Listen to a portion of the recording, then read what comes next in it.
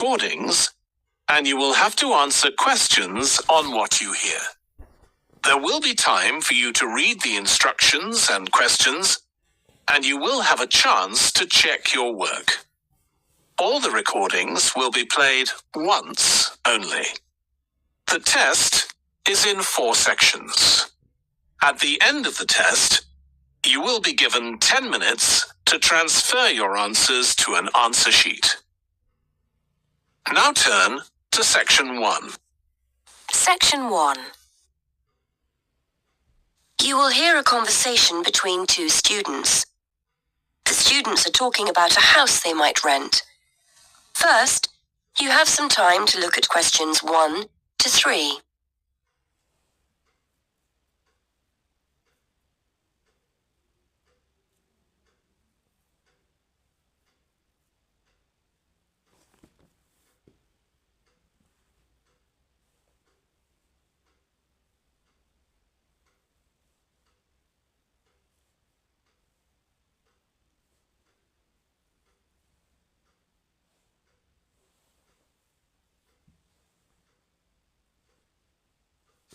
Listen carefully and answer questions 1 to 3.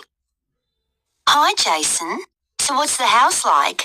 I hope it's as good as the advert made out. It's okay. I think I finally found something we'll both like at last. Brilliant. So what's it like? Well, it's within walking distance of uni. It's in a residential area. There aren't many students living there, but it's easy to get onto campus. And the city centre is only a bus ride away. Okay, that's a good start. But what's it like inside? To be honest, when I saw the advert, I didn't think it would be big enough for the 3 of us. The rent's not exactly cheap for the area. So come on, is it worth it? Well, it's got 3 bedrooms and a nice living room, so we'll all have our own space to work and somewhere to sit together. It's clean, and there's no need to decorate. I'm sure your mum and dad would be happy with it, if that's anything to go by. Okay, that sounds promising. And the landlady was really nice. She's not one of those people with a lot of properties.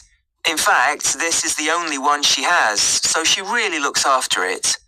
Her daughter was a student and stayed there last year, apparently.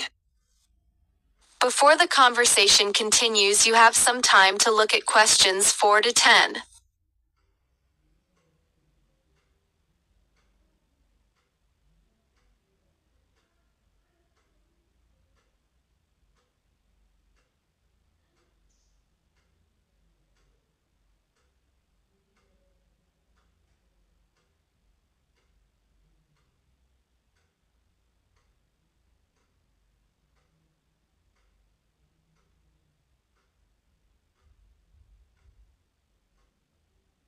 Now listen and answer questions 4 to 10. Good.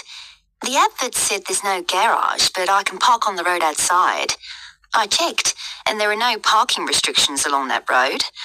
I know there are some shops in the neighbourhood, so we'll be okay for food and basic things. Yes, that's right. It's a nice house, and the kitchen's fine. I suppose it's not exactly modern, but it's clean and functional. All the things you need, washing machine, cooker. There's no garden, which is a shame, so nowhere to sit in the summer. But there's Wi-Fi, so all in all, I'm happy with it. Right then, I think we've cracked it. I'd like to see it myself before we sign anything. I might pop along later to have a look. It's on Foxwell Road, isn't it? Let me just make a note of the address. That's Foxwell Road. Is that right? Yes, that's right. Number 94. I'll come along with you for another look. So you know what the rent is, don't you? £430 a month. I know that's £50 a month more than we were expecting to pay, but I think it's worth it. It sounds reasonable, especially if it's in a nice area. And we need to pay a deposit as well, don't we? According to the ad, that's 1 month rent in advance. Yes, that's right. That's normal when you rent, so I was expecting it. You'd better give the landlady a ring if we want to have a look round. Why not give her a call and see if she's free later? Okay, good idea. What's her number? It's a mobile number, 01764 445 328. Right, I'll phone her now.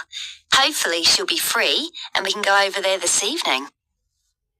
That is the end of section 1. You now have half a minute to check your answers.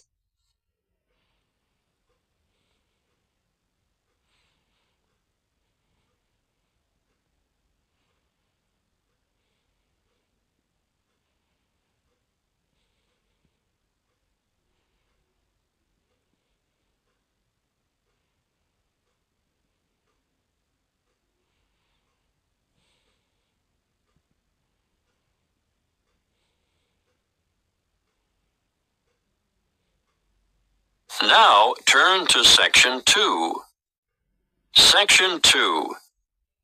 You will hear a talk about keeping children safe on the Internet. First, you have some time to look at questions 11 to 16.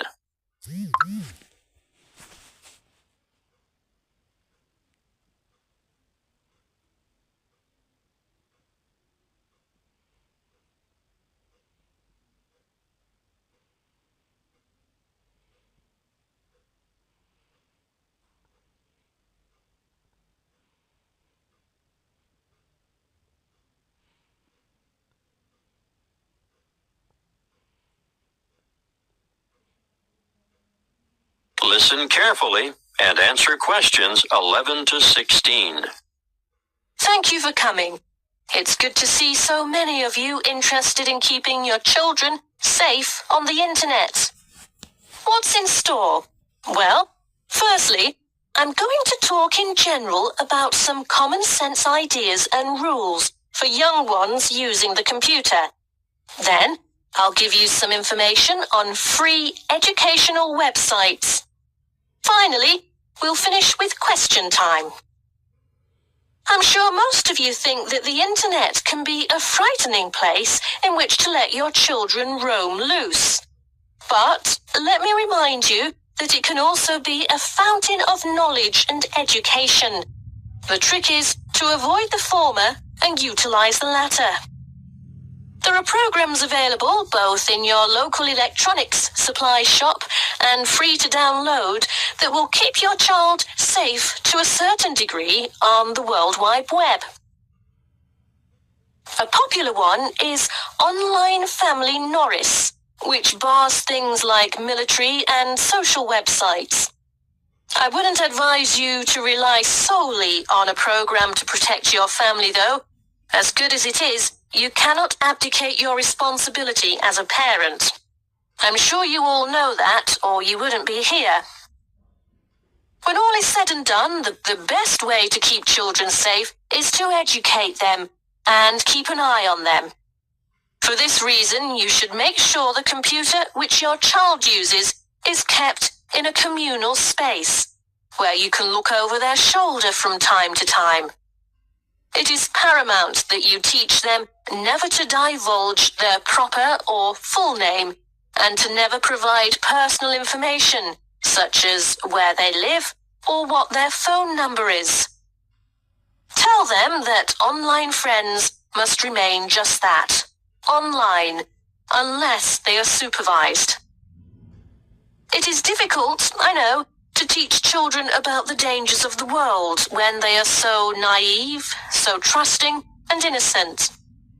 But without going into great detail, you must alert them to the possibility that the people they are chatting with may not be who they say they are. It's also sensible not to give them their own email address until they are old enough to use the internet safely. So, all communication from websites will go through you. When they are old enough to use social sites like Facebook and MySpace, teenagers need to know that whatever postings they put on the web will remain accessible forever. Nothing is ever really deleted there.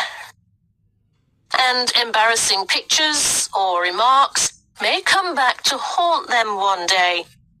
For instance, when they apply for a job, they could jeopardize their chances as the employer or human resources staff will look on the web to find out more about their potential employee, and they may be shocked by what they find there.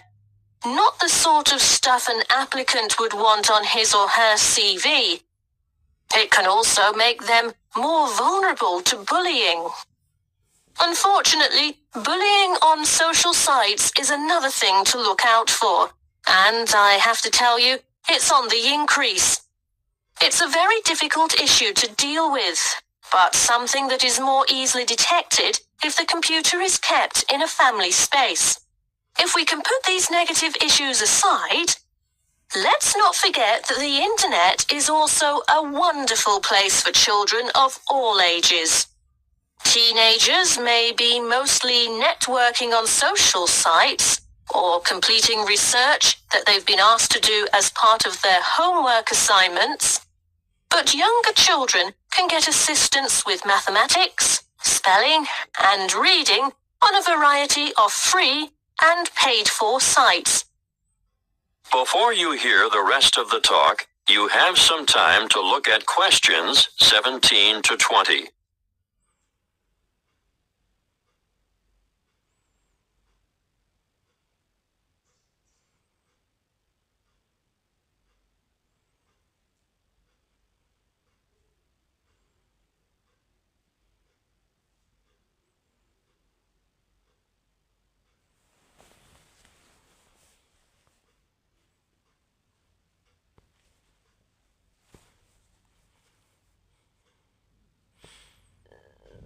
Now listen and answer questions 17 to 20. A good way for children to learn and have fun at the same time is the website mathtutor.com. They can practice mathematics on this site, no matter what their level, while they compete against other children from all over the world. And here's a fun way for primary school children to learn the spelling words for the week. It can be such a chore for some children. They just type them in and play games to learn them. What's that? The website? Oh, sorry. Yes, you'll need to go to spellcity.com for that. The one I'm going to tell you about now is one of the most practical sites that's popular with people of all ages. Children, or parents for that matter, can learn to touch type as they sing along with songs. And there's a variety of funny characters to help you enjoy yourself as you learn. In this day and age, typing is essential. Everyone should be able to type fast and accurately. So, go to beeb.co/typing and try it out. Don't just leave it up to the kids. Here's a site that parents can use to download worksheets to extend their children by giving them further practice. It's called coolresources.com, and I can really recommend it, particularly for middle school students. Now, are there any questions? That is the end of section 2. किस नाम के लड़के से होगी आपकी शादी? You now have half a minute to check your answers.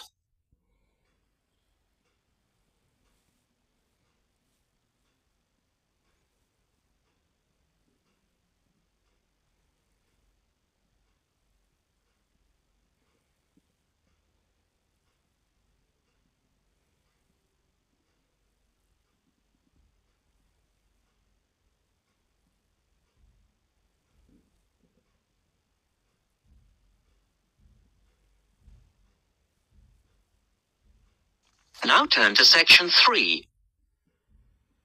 Section 3. In this section, you will hear a discussion between 3 people in a university tutorial. In the first part of the discussion, they're talking about city traffic and the motor car. First, look at questions 21 to 24.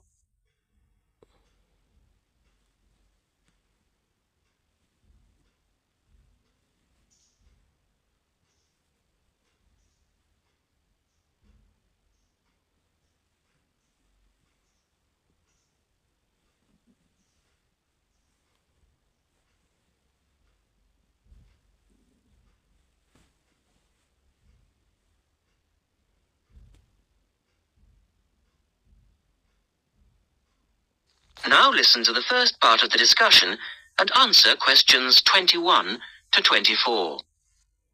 We're very pleased to welcome Professor Isaac Nebworth to our tutorial group today. And he's come to share one of his pet passions with us, city traffic and our Western dependence on the motor car. I believe questions are quite welcome throughout. Thank you. Well, I know you're all very familiar with the superhighway here in Melbourne. But do superhighways automatically lead to super wealth, as our politicians would have us believe? I think not. Can you give us an example of what you mean exactly? Sure.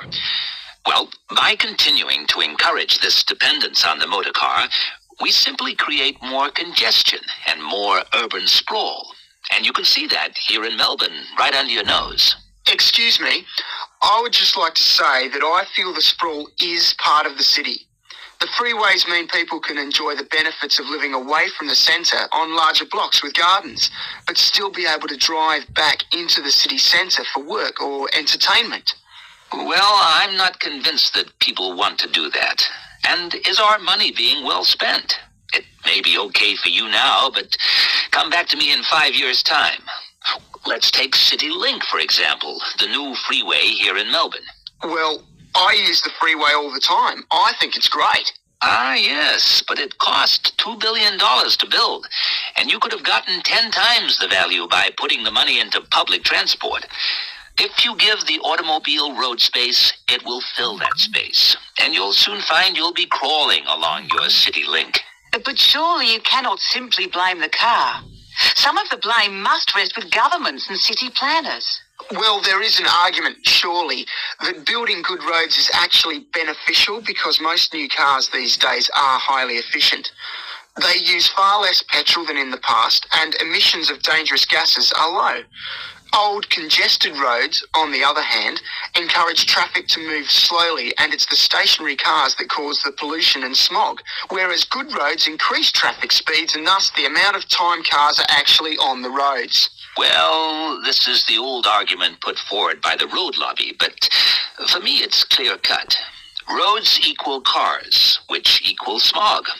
Public transport is the way to go.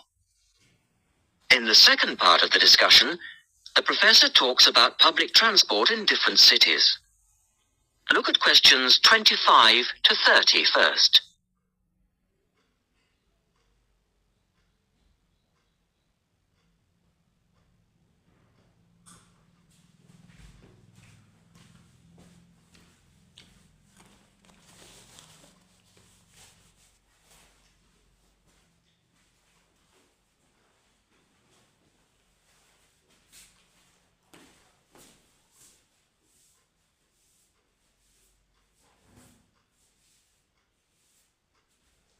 As you listen to the discussion, complete the questions about public transport. Now, on that topic of public transport, I read somewhere recently that Australia isn't doing too badly in the challenge to increase the use of public transport. Better than America, granted. But by comparison with Canada, it's not so good. For instance, if you compare Toronto with the U.S. metropolis of Detroit, only 160 kilometers away, in Detroit, only 1% of passenger travel is by public transport, whereas in Toronto, it's 24%, which is considerably better than Sydney, which can only boast 16%. Well, I think it's encouraging that our least car-dependent city is actually our largest city. 16% of trips being taken on public transport in Sydney isn't too bad. But it's a long way behind Europe. Take both London and Paris, for instance, where 30% of all trips taken are on public transport. Well, they do both have an excellent underground system. And Frankfurt comes in higher still at 32%. I understand that they've been very successful in Copenhagen at ridding the city of the car. Can you tell us anything about that experiment? Yes, indeed. Copenhagen is a wonderful example of a city that has learned to live without the motor car. Back in the 1960s, they adopted a number of policies designed to draw people back into the city. For instance, they paid musicians and artists to perform in the streets. They also built cycle lanes, And now 30% of the inhabitants of Copenhagen use a bicycle to go to work. Sydney, by comparison, can only boast 1% of the population cycling to work. It could have something to do with all the hills. Then they banned cars from many parts of the city, and every year 3% of the city parking is removed.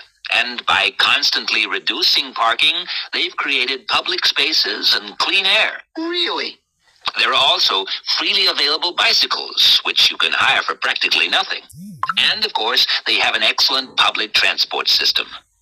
Well, that's all very well for Copenhagen, but I'd just like to say that some cities are just too large for a decent public transport system to work well, particularly in areas with low population. Because if there aren't many people using the service, then they don't schedule enough buses or trains for that route. I accept that there's a vicious circle here, but people do need to support the system. And secondly, the whole process takes so long because usually you have to change.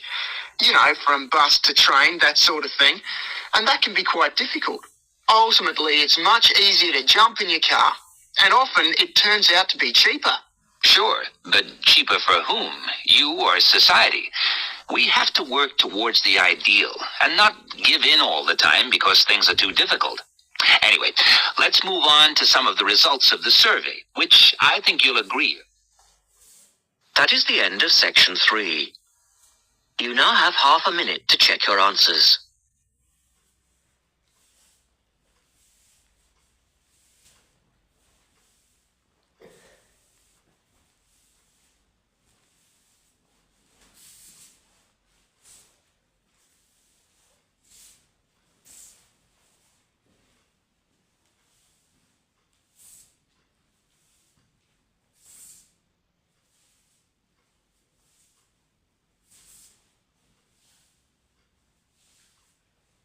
Now turn to section 4. Section 4. You will hear a lecture about geotourism. First, you have some time to look at questions 31 to 34.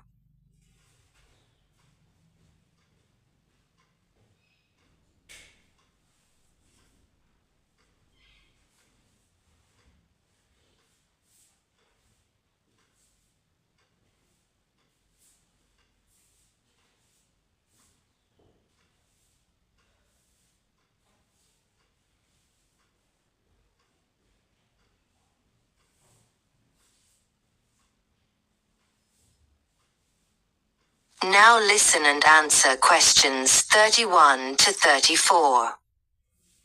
Now, I'd like to move on to talk about something called geotourism. Geotourism is very basically leveraging the benefits of tourism for local communities. I would just like to give you a couple of statistics which are very illustrative of the current situation with regard to young travellers and international tourism. Firstly, tourism has an impact on more people worldwide than any other industry.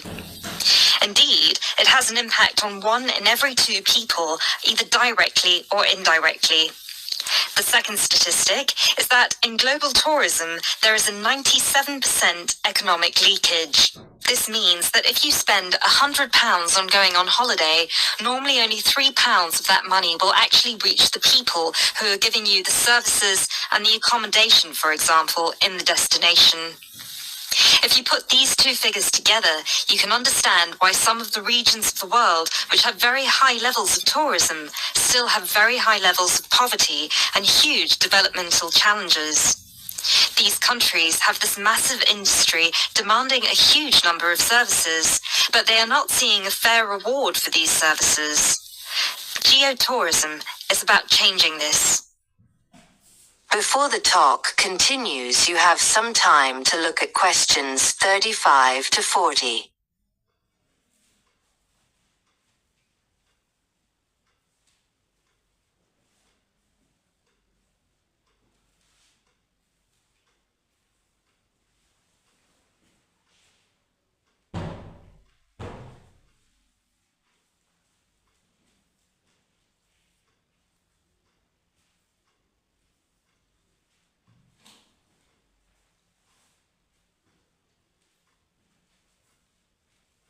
Now listen and answer questions 35 to 40.